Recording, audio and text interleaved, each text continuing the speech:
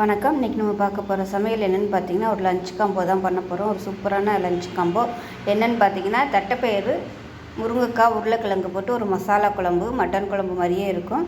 So அதுக்கு side dish பார்த்தீங்கன்னா சவ் கூட்டு, ரெண்டுமே காம்பினேஷன் நல்லாயிருக்கும்.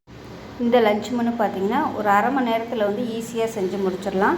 நாள் தட்டைப்பயிரை மட்டும் ஊற வச்சிட்டோம்னா போதும், ரொம்ப ஈஸியாக முடிஞ்சிடும். காய்கறி நறுக்கிற வேலையே இல்லை. இந்த ஒரு குழம்பு பார்த்திங்கன்னா இட்லி, தோசை, சப்பாத்தி, சாதம் எல்லாத்துக்குமே வச்சுக்கலாம். ஸோ அருமையான தட்டைப்பயிறு மசாலா குழம்பு சவ் கூட்டு எப்படி செய்யலாங்கிறத பார்க்கலாம். பேன் எடுத்துக்கலாம். தேவையான அளவுக்கு எண்ணெய் சேர்த்துக்கலாம். எண்ணெய் சூடாயிடுச்சு. இதில் ஒரு சின்ன துண்டு பட்டை சேர்த்துக்கலாம். அதோட 2 கிராம்பு சேர்த்துக்கலாம். ஒரே ஒரு ஏலக்காய் சேர்த்துக்கலாம். பட்டையெல்லாம் எப்போவுமே லேசாக சூடு ஏறும்போதே போட்டணும். ரொம்ப சூடாக இருந்துச்சுன்னா கறி போயிடுச்சுன்னா கசப்பு வந்துடும். இதில் ஒரு 7லேருந்து 8 சின்ன வெங்காயம் முழுசாக சேர்த்துக்கலாம். அது கூடவே கொஞ்சம் கருவேப்பிலையில் சேர்த்துக்கலாம். ஒரு 4 பல் பூண்டு சேர்த்துக்கலாம். 1 டீஸ்பூன் போல் சோம்பு சேர்த்துக்கலாம். இது எல்லாத்தையுமே நல்லா வதக்கி விட்டுக்கலாம். இப்போ வெங்காயம் நல்லா ப்ரௌன் கலரில் வதங்கிடுச்சு பாருங்கள். இப்போ இதில் தேங்காய் சேர்த்துக்கலாம், துருவன தேங்காய். இப்போ இதில் ஒரு 1/4 மூடி துருவன தேங்காய் சேர்த்துக்கலாம். தேங்காய் சேர்த்து நல்லா வதக்கியாச்சு. பம்மட்டி எல்லாம் ஆற விட்டு நல்லா நைஸாக அரைச்சிக்கலாம். இப்போ ஒரு குக்கர் எடுத்துக்கலாம். இதில் தேவையான அளவுக்கு எண்ணெய் விட்டுக்கலாம். எண்ணெய் சூடானதும் கடுகு 1 டீஸ்பூன் சேர்த்துக்கலாம். அதோட கொஞ்சமாக சோம்பு சேர்த்துக்கலாம். 2 வரமிளகா சேர்த்துக்கலாம் வாசனைக்காக. கருவேப்பிலையில் கொஞ்சமாக சேர்த்துக்கலாம். இது கூடவே பொடியாக நறுக்கின பெரிய வெங்காயம் ஒரு கைப்பிடி அளவு சேர்த்துக்கலாம். வெங்காயம் வதங்கிட்டு இருக்கும்போது பார்த்திங்கன்னா மீடியம் சைஸாக ஒரு முருங்கைக்காய் சேர்த்துக்கலாம். அதே மாதிரி உருளைக்கிழங்கு ஒரு உருளைக்கிழங்கு எடுத்துருக்கேன். இது எல்லாத்தையுமே எண்ணெயில் வதக்கிக்கலாம். இப்போ இந்த முருங்கைக்காய்க்கும் உருளைக்கிழங்குக்கும் உப்பு சேர்த்துக்கலாம். உருளைக்கிழங்கு மாதிரி வறுத்தோம்னா கொஞ்சம் நல்லா கிறிஸ்பியாக டேஸ்ட்டாக இருக்கும். இதில் கத்திரிக்காய் சேர்க்குறதுனால சேர்த்துக்கோங்க, நல்லா வாசனையாக இருக்கும். இப்போ இதில் பொடி சேர்த்துக்கலாம். வீட்டில் அரைச்ச குழம்புத்தூள் 4 ஸ்பூன், மிளகாத்தூள் 2 டேபிள் ஸ்பூன் எடுத்துருக்கேன். நான் மிளகாத்தூள் தனியாக தான் அரைச்சி வச்சுருப்பேன், குழம்புத்தூளோடு சேர்க்க மாட்டேன். அதனால் தனியாக நான் எடுத்துருக்கேன். நீங்கள் நார்மலாக எவ்வளோ குழம்புத்தூள் யூஸ் பண்ணுவீங்களோ அதுக்கு தகுந்த மாதிரி நீங்கள் யூஸ் பண்ணிக்கலாம். நல்லா வதக்கி விட்டுக்கலாம். நான் ரைட்டுக்கும் சேர்த்து தான் குழம்பு வைக்கிறேன். இந்த குழம்பு இட்லி, தோசைக்கெலாம் நல்லாயிருக்கும், சப்பாத்திக்கெலாம் கூட தொட்டுக்கலாம். அதனால் இன்றைக்கி கொஞ்சம் கூட தான் வச்சுருக்கேன். இப்போ இந்த எண்ணெயில் லேசாக ஒரு பரட்டி விட்டுக்கலாம். இப்போ 1 நிமிஷம் நல்லா பரட்டியாச்சு. மீடியம் சைஸாக 3 தக்காளி மிக்சியில் அடித்ததை சேர்த்துக்கலாம். தக்காளி அடித்து ஊற்றிங்கன்னா குழம்பு நல்லா ஸ்மூத்தாக இருக்கும். இல்லைன்னா உங்களுக்கு அப்படியே குப்பை மாதிரி இருக்கும். ஏன்னா தக்காளி சீக்கிரம் மசியாது. இதையும் சேர்த்து நல்லா எண்ணெய் பிரிஞ்ச ஓரளவுக்கு வதக்கி விட்டுக்கலாம். தேவைப்பட்டால் தண்ணி கொஞ்சமாக சேர்த்துக்கணும். இப்போ எல்லாமே நல்லா வதங்கிடுச்சு. இப்போ நம்ம முத நாள் நைட்டே ஊற வச்சுருந்து இந்த காராமணியை சேர்த்துக்கலாம். அதாவது தட்டைப்பயிறு, எந்த தட்டைப்பயிறுனாலும் நீங்கள் சேர்த்துக்கலாம். இது கூடவே கத்திரிக்காய் சேர்த்திங்கன்னா டேஸ்ட்டு நல்லாயிருக்கும், நல்லா வாசனையாக இருக்கும். அவ்வளோதான். இதையும் ஒரு பரட்டி விட்டுட்டு தண்ணி சேர்த்துக்கலாம்.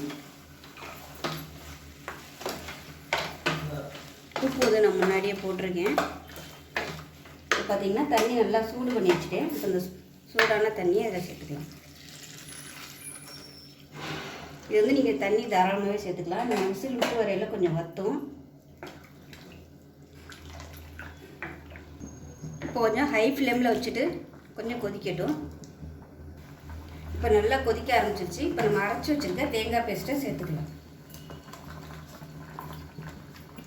சேர்த்துட்டு கொஞ்சமாக தண்ணி அலசிட்டு சேர்த்துக்கலாம். இப்போ மிக்ஸி அலசிட்டு அந்த தண்ணியை சேர்த்துக்கலாம். உப்பெல்லாம் செக் பண்ணி பார்த்துட்டு உப்பு சேர்த்துக்கோங்க. இப்போ இதை மூடி வச்சிடலாம். திக்னஸ் இதிலே தெரியும், ரொம்ப தண்ணியாக இருக்கா திக்காக இருக்கான்னு.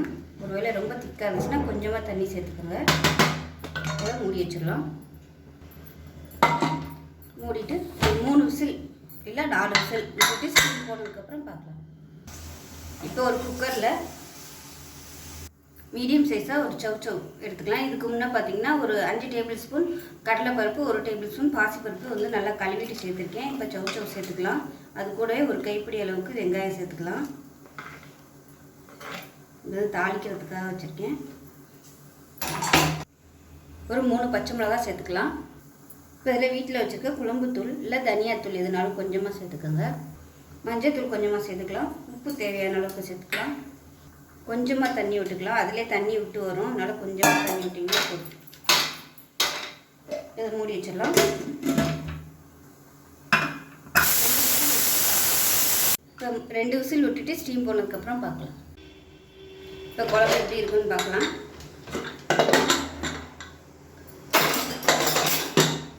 பாருங்கள், நல்லா சூப்பராக வந்துருச்சு குழம்பு. நல்லா திக்னஸாகவே இருக்குது பாருங்கள், நல்லா அருமையாக வந்துருச்சு. இப்போ மேலாப்பில் கொத்தமல்லியில் சேர்த்துக்கலாம். இட்லிக்கெலாம் சூப்பராக இருக்கும். இட்லி, தோசை, சப்பாத்தி எல்லாத்துக்குமே அருமையாக இருக்கும். இதில் விருப்பப்பட்டால் நீங்கள் புளி தண்ணி சேர்க்குறதுனாலும் சேர்த்துக்கலாம். அவ்வளோதான், இப்போ அருமையான குழம்பு ரெடி. இப்போ பாருங்கள், கூட்டும் அருமையாக ரெடி ஆகிடுச்சு. இப்போ இதில் வந்து தேங்காய் பூ சேர்த்துருக்கேன். விருப்பப்பட்டால் நீங்கள் தேங்காய் அரைச்சி சேர்த்துக்கலாம். இப்போ தேங்காய் பூ வந்து ஒரு 3 ஸ்பூன் சேர்த்துருக்கேன். அடுப்பை வந்து சிம்மில் வச்சுட்டு கொதிக்க விட்டுக்கலாம். தேங்காய் பூ போட்டு கொதிக்க விட்டு அமர்த்திட்டேன். ரொம்ப நேரம் கொதிக்க விட்டோம்னா ஒரு மாதிரி ஆயிடும். இந்த சைடு பார்த்திங்கன்னா கடுகு, வரமிளகா, சீரகம், கருவேப்பிலை, 2 காஞ்ச மிளகா, வெங்காயம் போட்டு தாளிச்சிருக்கேன். இப்போ இதை எடுத்து அப்படியே இதில் கொட்டிடலாம். அவ்வளோதான், ஒரு சிம்பிளான கூட்டு சூப்பராக ரெடி ஆகிடுச்சு. தேங்காய் பூ சேர்த்துட்டு ரொம்ப நேரம் கொதிக்க விட்டிங்கன்னா தண்ணி விட்ட மாதிரி ஆயிடும். அதனால் ரொம்ப நேரம் கொதிக்க விட வேணாம். கூட்டு வந்து கரெக்டாக இருக்குது பாருங்கள். அவ்வளோதான், கொத்தமல்லியில் சேர்த்துருங்க. ஸோ அவ்வளோதான், ஒரு சிம்பிளான லஞ்ச் காம்போ ரெடி ஆகிடுச்சு.